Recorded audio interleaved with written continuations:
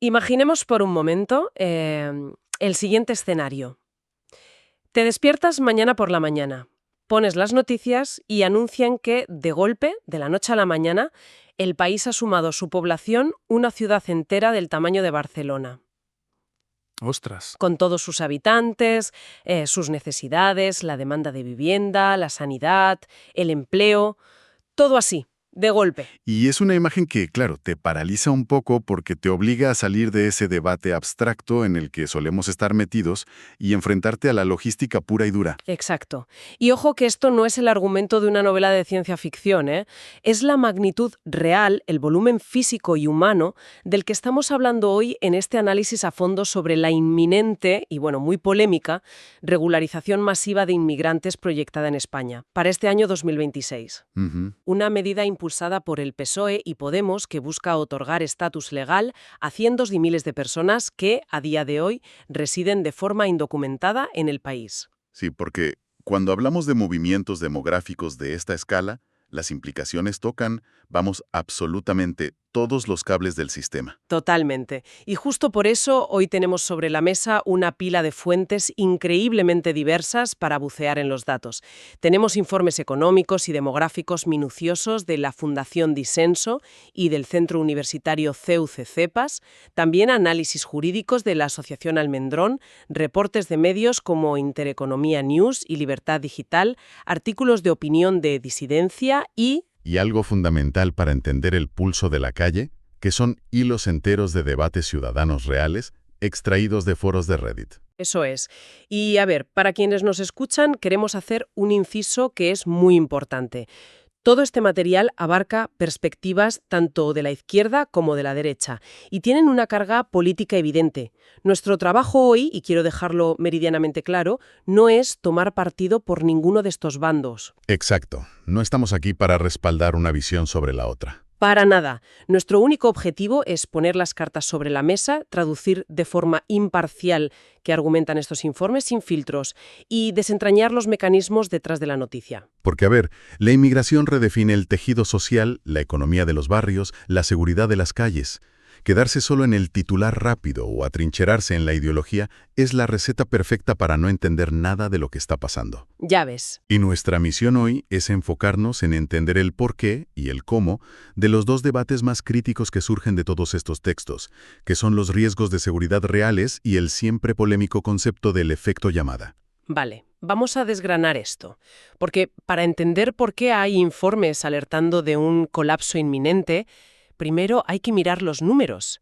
Y lo fascinante, o lo aterrador, depende de cómo se mire, es que ni siquiera hay consenso en la línea de salida. Ujú. El gobierno afirma que la medida afectará a 500.000 de personas, concretamente a quienes hayan solicitado asilo o lleven más de 5 meses en España a finales de 2025. Sí. Las estimaciones que los propios informes tildan de conservadoras, como las de Funcas, y la cifra ya sube a entre 600.000 y 800.000.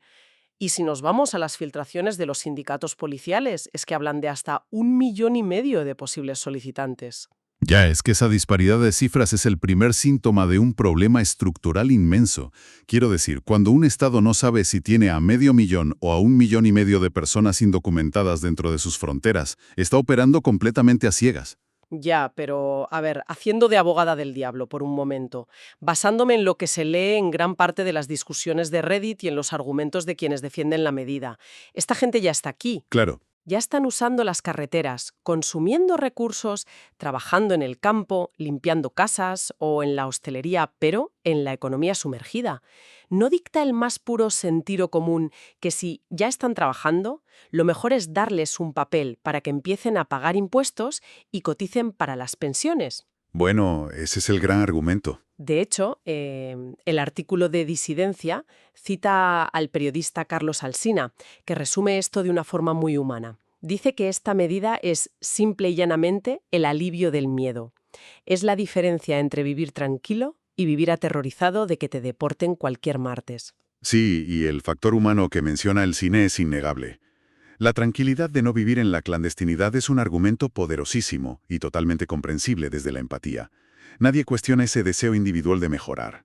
Claro, es lógico. El problema que exponen los informes técnicos que estamos manejando, especialmente desde el lado económico y de seguridad, es que legislar a golpe de empatía individual puede generar desastres sistémicos. Es decir, lo que es bueno para una persona a corto plazo puede desequilibrar toda la estructura a largo plazo. Ujú.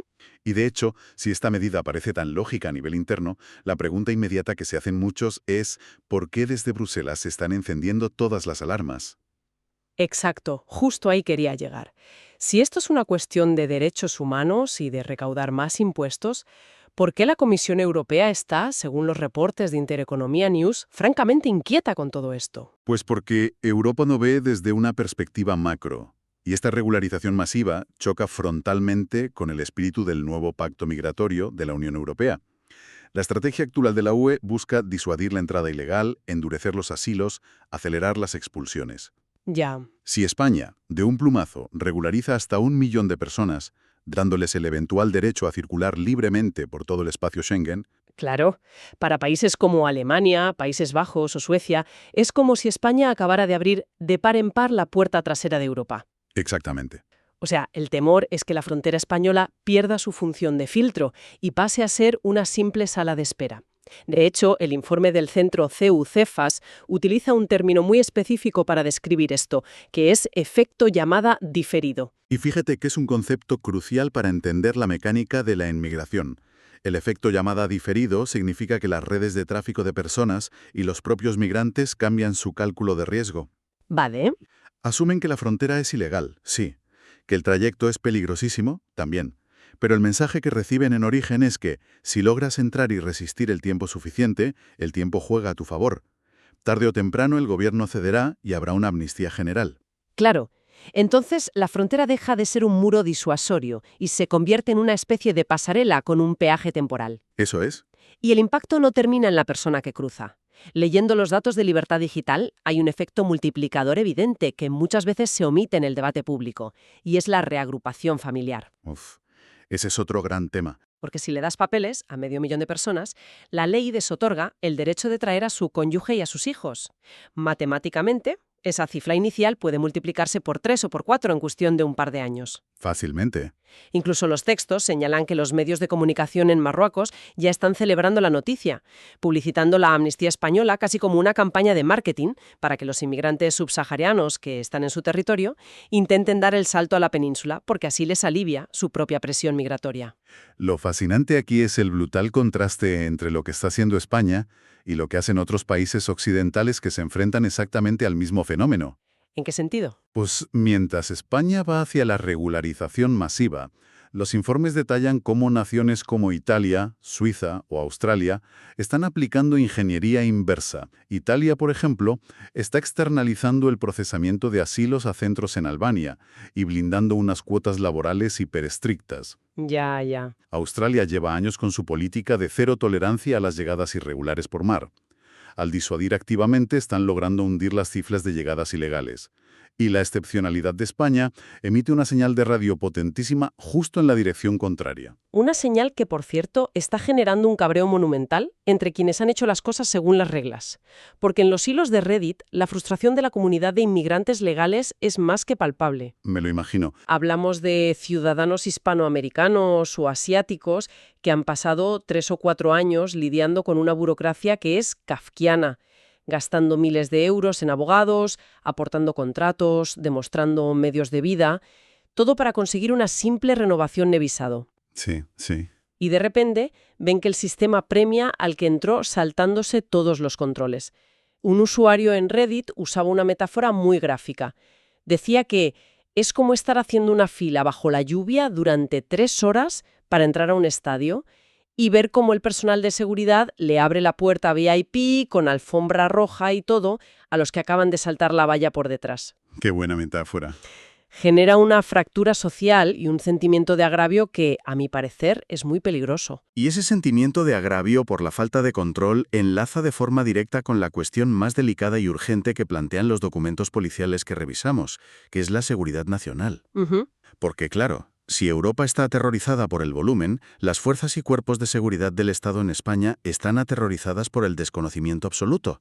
¿Quiénes son, con nombres y apellidos, este millón de personas que van a entrar de golpe en el sistema legal? A ver, supuestamente, el requisito innegociable que plantea el gobierno para otorgar los papeles es que los solicitantes carezcan de antecedentes penales. Claro, sobre el papel. Exacto. Sobre el papel suena impecable, pero luego te vas a los reportes de Libertad Digital y a las quejas de los sindicatos policiales recogidas por el CEU-CEFAS y te das cuenta de que la realidad administrativa es otra muy distinta. Totalmente. Las oficinas de extranjería ya están colapsadas en un día normal. Los agentes avisan de que es material y humanamente imposible investigar a fondo, contactar con policías internacionales y verificar los historiales de cientos de miles de personas en solo unos meses. Y esto plantea una pregunta importante. ¿Qué hace un Estado cuando exige un filtro de seguridad, pero carece de la capacidad operativa real para aplicarlo? Pues según los informes... La respuesta que dan es alarmante. El sistema crea un atajo que es, en la práctica, un coladero legal. Madre mía, el famoso atajo de la declaración responsable. Lo estuve leyendo y apenas podía creer que funcionará así, te lo juro. Resulta que si España le pide antecedentes penales al país de origen de un migrante y ese país simplemente ignora la petición, Que pasa mucho, claro. porque, seamos francos, a muchos estados no les interesa lo más mínimo recuperar a ciudadanos con perfiles conflictivos. Bueno, pues la administración española se encuentra en un callejón sin salida. ¿Y qué hace? A ver, Le da al migrante un papel para que él mismo firme prometiendo que nunca ha cometido un delito. Es un acto de fe absoluto. Es pedirle al lobo que firme un documento jurando que es vegetariano. exactamente. Es renunciar por completo al monopolio de la verificación de seguridad. Y los informes del CEU-CEFAS no pasan de puntillas por las consecuencias de esta renuncia, ¿eh? ¿Qué dicen exactamente? Pues ponen sobre la mesa estadísticas muy duras que muestran cómo las tasas de criminalidad grave, concretamente robos con violencia, agresiones sexuales y homicidios, presentan una sobrerepresentación estadística significativa en ciertas poblaciones de origen extranjero respecto a su peso demográfico total. ¡Ostras! Y no solo hablan de criminalidad común, ¿verdad? No. Los informes conectan esta incapacidad de rastreo con vulnerabilidades estratégicas masivas a nivel de Estado. Recuerdan que la inmensa mayoría de los atentados terroristas de índole yihadista que ha sufrido España, desde el trágico 11M en Madrid hasta los ataques en las Ramblas de Cataluña en 2017, estuvieron íntimamente vinculados a células y redes originarias del Magreb. Así es. Perder el rastro documental o aceptar esas declaraciones responsables de personas procedentes de zonas calientes es, bajo la óptica de los expertos en inteligencia que citan, una negligencia temeraria. Y además, hay que sumar que el problema de identificación no se limita al historial delictivo, afecta la propia identidad básica del individuo. Hablas de los MENAs, ¿no? Los menores extranjeros no acompañados. Exacto. Este es uno de los temas que más arde en los debates ciudadanos de las fuentes. Múltiples testimonios e informes detallan cómo adultos jóvenes destruyen deliberadamente sus pasaportes antes de ser interceptados y mienten sobre su edad para hacerse pasar por menores. Claro. ¿Por qué? Pues porque el sistema legal español es inmensamente más garantista y protector con un menor.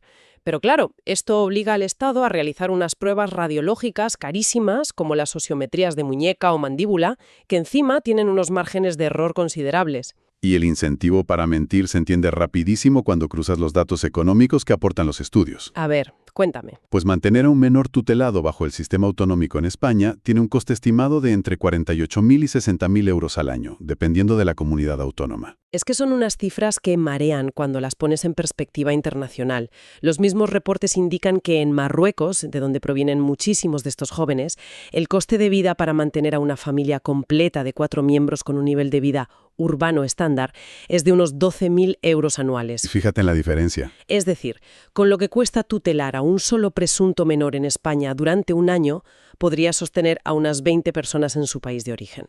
La desproporción en la eficiencia de los recursos es abismal. Totalmente. Y precisamente ese salto de la ineficiencia del gasto individual al coste sistémico masivo es lo que nos introduce en la última gran advertencia de estos documentos. Hablo del impacto directo de la regularización en la línea de flotación del estado de bienestar. Porque la seguridad y las fronteras pueden parecer temas de estado un poco lejanos, pero la economía interna es el día a día de la gente. Y aquí es donde creo que hay que romper algunos mitos que están muy arraigados. Hemos escuchado 1000 veces ese mantra de vienen a pagarnos las pensiones, ¿verdad? Sí, sí, constantemente. Pues los extensos informes de la Fundación Disenso y del CEU Cefas dedican capítulos enteros a desmontar esta premisa mediante pura matemática fiscal. Concluyen que la inmigración, cuando es abrumadoramente de baja cualificación, genera un impacto fiscal neto negativo a lo largo de todo su ciclo vital. Y es crucial explicar a la audiencia cómo funciona ese mecanismo, porque no es una opinión, es un cálculo puro y duro de aportación versus consumo. Claro. Un trabajador no cualificado suele acceder a los salarios más bajos del mercado, ¿no? Por tanto, sus aportaciones vía IRPF o IVA son mínimas. Sin embargo, su consumo de servicios públicos es altísimo. Sanidad gratuita, educación pública para sus hijos, acceso a ayudas sociales, subsidios de desempleo cuando la temporalidad le expulsa del mercado y eventualmente pensiones no contributivas o mínimas. Ya veo. La balanza entre lo que ese individuo aporta a las arcas públicas y lo que cuesta mantener su red de seguridad arroja un saldo rojo para el Estado. Tela. Y a eso súmale el contexto real en el que estamos operando, que no estamos hablando de un país con pleno empleo que necesita desesperadamente manos para trabajar. España arrastra un paro estructural crónico que oscila en torno al 10%. Que se dice pronto. Son cerca de 4 millones de parados reales si cuentas a los fijos discontinuos inactivos. Los informes son muy claros en esto. El tejido productivo nacional no tiene la capacidad elástica de absorber de repente a cientos de miles de trabajadores sin formación específica, sin provocar un terremoto laboral. Ni de broma. De hecho, hay un dato que me dejó helada leyendo las fuentes. En el último trimestre de 2023, la tasa de paro específica para las mujeres inmigrantes ya rozaba el 22%. Y eso nos lleva a la gran paradoja central de toda esta medida. Y aquí es donde se pone realmente interesante. Porque, volviendo un poco al argumento de la izquierda, te dicen, bueno, si lo regularizamos, acaban con la explotación y aflora la economía sumergida. Pero detengámonos un segundo a pensar en cómo funciona esto realmente en la calle. A ver. Si un empresario agrícola o el dueño de un restaurante tiene a personas trabajando en B, es porque su modelo de negocio se basa en pagar sueldos miserables y ahorrarse los costes sociales. Entregarle un DNI a ese trabajador no hace que, por arte de magia, el empresario decida volverse generoso de repente y duplicarle el sueldo oficial. Claro que no. Lo que ocurre es que de repente tienes a 1 millón de personas legales compitiendo ferozmente por los mismos puestos de trabajo de baja cualificación. Exacto. Y si conectamos esto con el panorama general, lo que ocurre matemáticamente ante un shock de oferta laboral tan masivo es una devaluación salarial de manual. Al haber tanta gente desesperada por trabajar en sectores no cualificados, los empleadores tienen un poder de negociación absoluto para mantener los salarios en el mínimo legal o incluso precarizar más las condiciones mediante contratos parciales. Vamos, que ganan los de siempre. Claro, esta regularización no elimina la pobreza laboral, simplemente satura la base de la pirámide, afectando directamente a los salarios de la clase trabajadora autóctona y a los propios inmigrantes que ya estaban legalizados de antes. Es tremendo. Y además, hay una regla macroeconómica ineludible que mencionan los textos, que es la relación entre el crecimiento demográfico y el Producto Interior Bruto. ¿Cómo es eso? Pues mira, si tú aumentas la población del país en un 2 o en 3% de golpe, necesitas que la economía real crezca muy por encima de ese porcentaje solo para quedarte como estabas. Si el PIB crece menos que la población, la tarta se reparte entre muchos más. Claro. El PIB per cápita cae y la sociedad, en promedio, se vuelve objetivamente más pobre. Una pobreza que los artículos como el de Disidencia y los testimonios vecinales en los foros aterrizan en la calle, lejos de las hojas de cálculo y las macros. Describen cómo esta presión repentina impacta de lleno en los servicios públicos. Sí. Se traduce en ratios de alumnos por aula inasumibles en los colegios públicos, en listas de espera de semanas para ver a un médico de familia y en una presión brutal sobre el mercado inmobiliario que dispara el precio de las habitaciones y los alquileres en los barrios humildes. ¿Esa es la realidad? Porque seamos claros, esta nueva población no se va a ir a vivir a urbanizaciones de lujo. Se instalan en los barrios de clase trabajadora, que son al final los que terminan absorbiendo absolutamente todo el impacto de la medida. Y creo que esa es una síntesis perfecta de la inmensa tensión que encierra este tema. Sí. Por un lado, tenemos el impulso humano e ideológico de ofrecer justicia social inmediata a quienes viven con miedo, que es lícito. Pero por el otro, los datos técnicos, económicos y de seguridad emiten una alerta roja ensordecedora.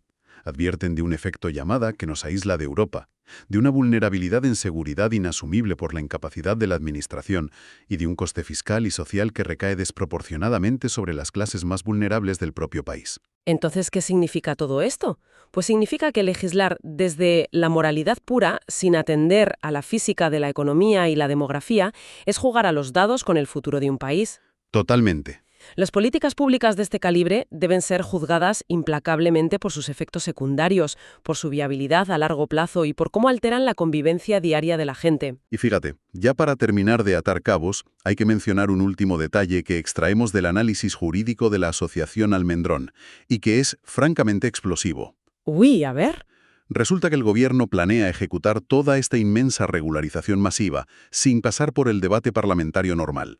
Quieren hacerlo mediante la aprobación de un Real Decreto. O sea, ¿a dedazo? Es decir, una modificación reglamentaria dictada directamente por el Ejecutivo, esquivando al Congreso de los Diputados por completo. Espera. ¿Me estás diciendo que quieren modificar algo que afecta a más de 1 millón de personas y a toda la estructura legal del país sin una votación parlamentaria formal? Exactamente eso. Los juristas advierten que esta maniobra viola por completo el principio de jerarquía normativa. Están intentando alterar de facto las condiciones de una ley orgánica de extranjería utilizando un simple reglamento administrativo. ¡Qué barbaridad! Para que la gente lo entienda fácilmente. Es como si en medio de la final de un mundial de fútbol, el entrenador de uno de los equipos decidiera cambiar las reglas del fuera de juego escribiéndolo en un post-it y pegándoselo en la espalda al árbitro, saltándose a todo el comité arbitral y a la FIFA. Madre mía. Y eso nos deja con una reflexión final absolutamente aterradora para quienes nos escuchan hoy. Más allá de si uno está a favor o en contra de la medida a nivel moral, ¿no? Si el gobierno aprueba esto mediante un atajo legal que los expertos tildan directamente de inconstitucional, ¿qué ocurrirá dentro de 2 o 3 años cuando el Tribunal Supremo, de forma inevitable, revise el caso y arranque ese post-it de la espalda del árbitro? Esa es la gran pregunta. ¿Qué pasará si los tribunales tumban el decreto por ser ilegal en su forma? Estaríamos hablando de que 500.000 o 1 millón de personas que habían rehecho su vida, firmado contratos de alquiler, pagado impuestos, volverían a la clandestinidad absoluta en cuestión de 24 horas. Sería un caos sin precedentes. No solo estaríamos ante un fracaso administrativo histórico, estaríamos ante una trampa sociológica y humana de unas proporciones que este país no ha visto jamás. Hay muchísimo en juego y las consecuencias de actuar a ciegas, como hemos visto, las terminaremos pagando absolutamente todos.